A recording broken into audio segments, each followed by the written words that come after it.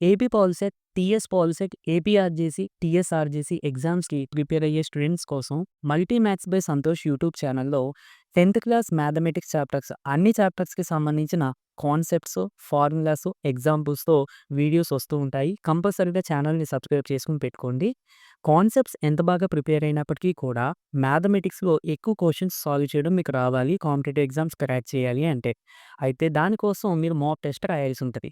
multimax.in ఇది మన website. ఈ వెబ్‌సైట్‌లో ప్రీవియస్ ఇయర్ క్వెషన్స్ అలాగే ప్రతి చాప్టర్‌కి సంబంధించిన ఇంపార్టెంట్ మోడల్ క్వెషన్స్ మిక్స్ చేసి మాక్ టెస్ట్ పేపర్స్ రెడీ చేయడం జరిగింది. కంపల్సరీగా అందరూ కూడా multimax.in వెబ్‌సైట్‌ని విజిట్ చేయండి. డిస్క్రిప్షన్‌లో లింక్ ఇస్తాను. హాయ్ ఫ్రెండ్స్, నేను Santosh Kumar. POLYCET, RJC CET exam ప్రిపరేషన్‌కి సంబంధించి 10థ్ క్లాస్ మ్యాథమెటిక్స్ పాలినామియల్స్ చాప్టర్‌లో నుండి 6థ్ వీడియో. ఈ వీడియోలో మనము division algorithm for polynomials, remainder theorem మరియు ఫ్యాక్టర్ థియరమ్ గురించి వీడియోలో డిస్కస్ చేసుకుందాము. కంపల్సరీగా ప్రీవియస్ వీడియోస్ కూడా చూసేయండి. మనం ఈ రియల్ నెంబర్స్ చాప్టర్‌లో అంటే ఫస్ట్ చాప్టర్‌లో యూక్లిడ్ డివిజన్ ఆల్గారిథం చెప్పుకోవడం జరిగింది. అందులో for any 2 positive integers a, b, there exist 2 integers q, r such that a is equal to bq plus r అని చెప్పి అక్కడ మనం డిస్కస్ చేసుకోవడం జరిగింది. ఇప్పుడు ఇదే డివిజన్ ఆల్గారిథం పాలినామియల్స్‌కి కూడా అప్లై అవుతుంది. రియల్ నంబర్స్‌లో మనము ఇక్కడ నంబర్స్ తీసుకుంటాము. పాలినామియల్స్‌లో మనకి వీటి ప్లేసెస్‌లో పాలినామియల్స్ వస్తాయి. ఆఫ్‌కోర్స్ ఈ రిమైండర్ ప్లేసెస్‌లో ఒక్కొక్కసారి మనకి నంబర్స్ కూడా వస్తాయి. కోషియంట్ ప్లేస్‌లో కూడా నంబర్స్ కూడా వస్తూ ఉంటాయి. ఎందుకంటే మనకి ఇక్కడ కాన్స్టెంట్ వాల్యూ అంటే నంబర్‌ని కూడా మనం ఒక పాలినామియల్‌గా కన్సిడర్ చేస్తాం కదా! అందుకని. ఓకే. సో, ఒకసారి మనము ఈ డివిజన్ ఆల్గారిథం ఫర్ పాలినామియల్స్ ఏంటి అనేది చూద్దాం. If f of x comma g of x are two non-zero polynomials, degree of f of x is greater than or equal to degree of g of x. అంటే అక్కడ మనం a comma b తీసుకొని పక్కన a is greater than b అంటే ఒకటి పెద్దది ఉండాలి అన్నట్టుగా తీసుకుంటాం. అఫ్కోర్స్ ఈక్వల్ అయినా పర్వాలేదు, కానీ అక్కడ ఈక్వల్ కండిషన్ గురించి చెప్పుకోం. ఎందుకంటే ఈక్వల్ అనుకోండి, ఏ బి ఈక్వల్ అనుకోండి, అప్పుడు డివైడ్ చేసినప్పుడు ఏమొస్తది, రిమైండర్ 0, కోషెంట్ 1 వస్తది. ఓకేనా, అది కూడా మనం చెప్పుకోవచ్చు. కాకపోతే మనం అక్కడ గ్రేటర్ దెన్ మాక్సిమం ఈ గ్రేటర్ దెన్ కండిషనే చెప్పుకుంటాం. ఓకేనండి. ఇక్కడ కూడా చూడండి, నంబర్స్ కాబట్టి వాల్యూ గ్రేటర్ దెన్ అని చెప్తాం. ఇక్కడ పాలినామియల్స్ కాబట్టి డిగ్రీ గురించి మనం చెప్తాము. ఓకేనండి. So, degree of f of x is greater then or equal to అంటే నేమ్ కండిషన్ గ్రేటర్ దెన్. ఓకేనా, ఎక్కడో ఒక్కొక్కసారి ఈక్వల్ టు అయినా పర్వాలేదు. బట్ లెస్ దెన్ మాత్రం అవ్వకూడదు. ఓకే.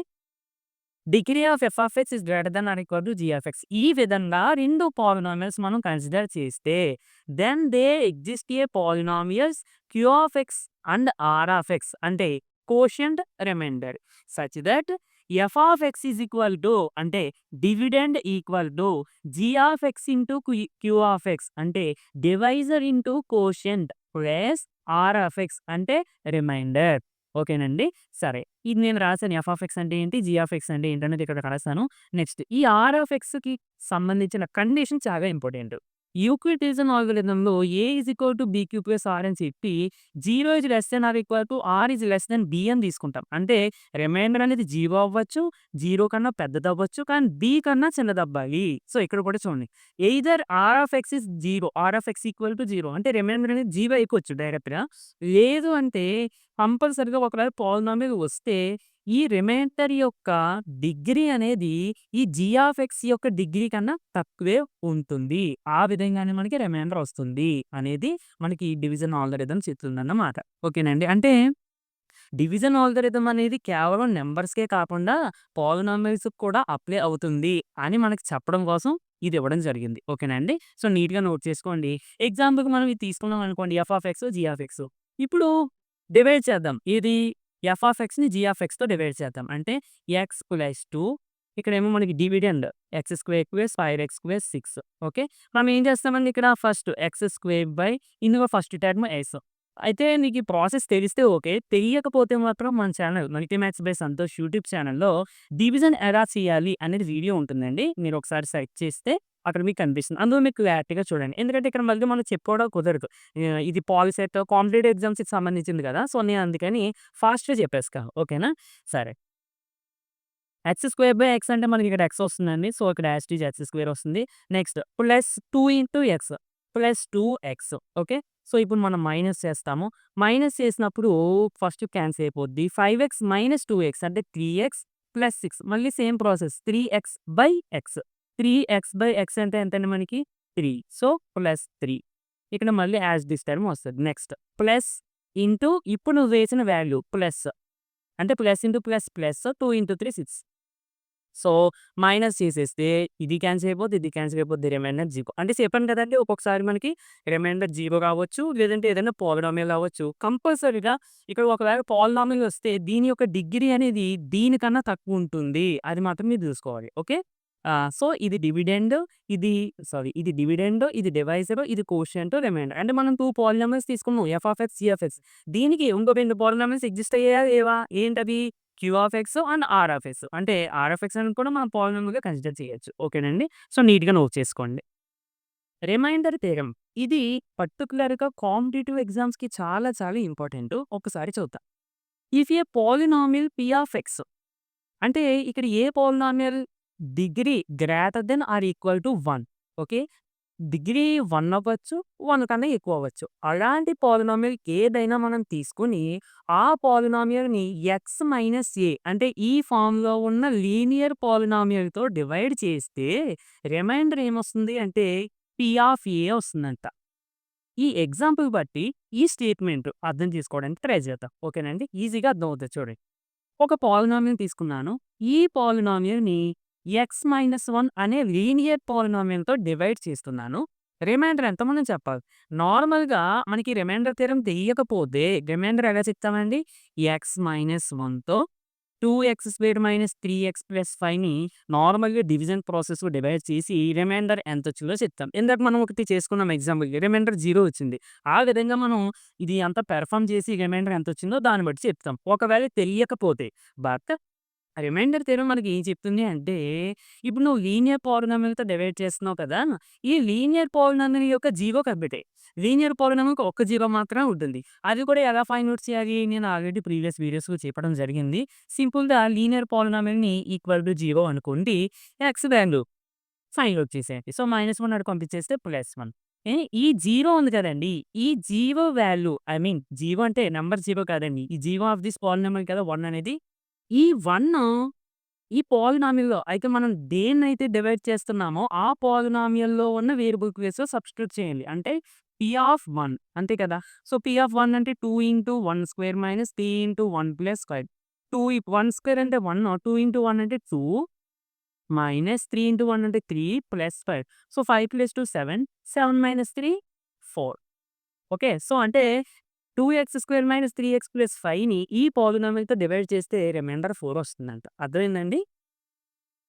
ఈ రిమైండర్ థియరమ్‌లో ఒక నెగెటివ్ మార్క్ ఏంటి అంటే, మనం కంపల్సరీగా డివైడ్ చేసే పాలినామియల్ రియల్ పాలినామియల్ అవ్వాలి. ఇలా లీనియర్ పాలినామియల్ అయితేనే ఈ థియరమ్ అప్లికేబుల్ అవుతుంది. ఓకేనండి. చాలా చాలా ఇంపార్టెంటు. జాగ్రత్తగా చూసుకోండి. ఫైండ్ ద రిమైండర్ అని అన్నప్పుడు డివైడ్ చేస్తుంది లీనియర్ పాలినామియలా లేదా ఇంకేదైనా దీనికన్నా క్వాడ్రాటిక్, క్యూబిక్ అయితే ఈ థియరమ్ అప్లై అవుద్ది. కేవలం లీనియర్ పాలినామియల్ అయితే మీరు డైరెక్ట్‌గా ఈ పాలినామియల్ 0 కనిపెట్టి ఆ వాల్యూ తీసుకెళ్ళి ఈ మనం డివైడ్ చేస్తున్న పాలినామియల్‌లో ఉన్న x ప్లేస్‌లో పెట్టేస్తే వచ్చే ఆన్సరే రిమైండర్. ఓకేనండి. సో, ఈ ఎగ్జాంపుల్‌తో సహా నోట్ చేసుకోండి. Next factor theorem. మనం నార్మల్‌గా ఫ్యాక్టర్ అంటే ఏంటి అనేది ఒకసారి చూద్దాము. ఇప్పుడు 25 తీసుకున్నానండి. దీనికి 2 ఫ్యాక్టర్ అవుతుందా అని అడిగితే అవ్వదని చెప్పాలి. ఎందుకు? మనము ఈ 25ని 2తో డివైడ్ చేస్తే రిమైండర్ 0 రాదు కాబట్టి. రిమైండర్ 0 వస్తే అప్పుడు 2 25కి ఫ్యాక్టర్ అవుతుంది. ఆల్రెడీ మనం రియల్ నంబర్స్ చాప్టర్‌లో దీని ప్రీవియస్ వీడియోస్‌లో నేను ఫ్యాక్టర్ అంటే ఏంటో చెప్పాను. మల్టిపుల్స్ అంటే ఏంటన్నది కూడా చెప్పా. ఓకే. హెచ్‌సీఎఫ్, ఎల్‌సీఎం చెప్పేటప్పుడు. సరే. ఒకసారి మీకు అర్థమైంది కదండీ ఇప్పుడు. ఫ్యాక్టర్ అంటే ఏంటి? ఇప్పుడు 25ని 2 డివైడ్ చేస్తే అప్పుడు 25కి 2 ఫ్యాక్టర్ అవుతుంది. చెయ్యకపోతే అంటే రిమైండర్ 0 వచ్చేలాగా చెయ్యకపోతే అప్పుడు ఫ్యాక్టర్ అవ్వదు. ఓకేనండి. సో, ఇక్కడ దీన్నే కొంచెం మనం పాలినామియల్ ఫార్మ్‌లో మార్చిచ్చారంతే. చూడండి.